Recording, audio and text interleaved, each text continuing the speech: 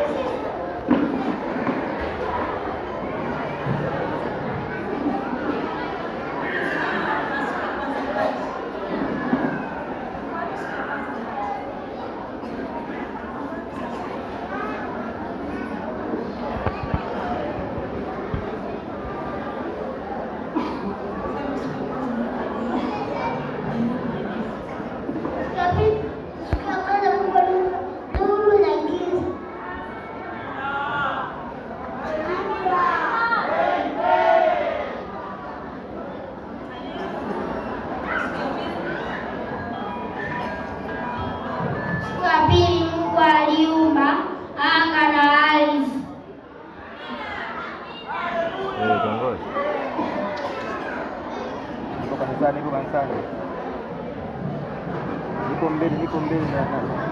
Siku ya tatu Mungu aliumba mbingu na nchi.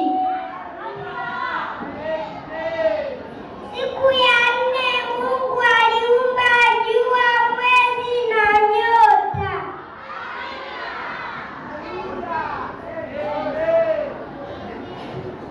Siku ya tano Mungu aliumba samaki, ndege walikuwa angani kama kunguru, njiwa, kwale na hata kangamina.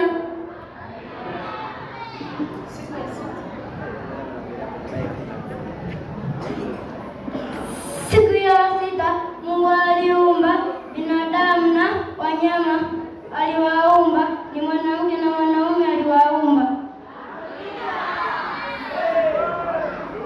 Na ilipofika siku ya saba Mungu alibariki, akastarehe, akaitakasa.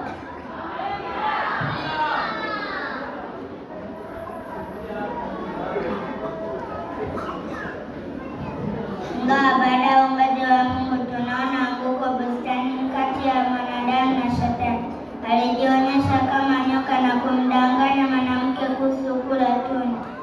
Baada ya mwanamke kula tunda, Yesu anarudi bustanini kama ifuatavyo. Yesu anaonyesha upendo hata baada ya anguko bustani.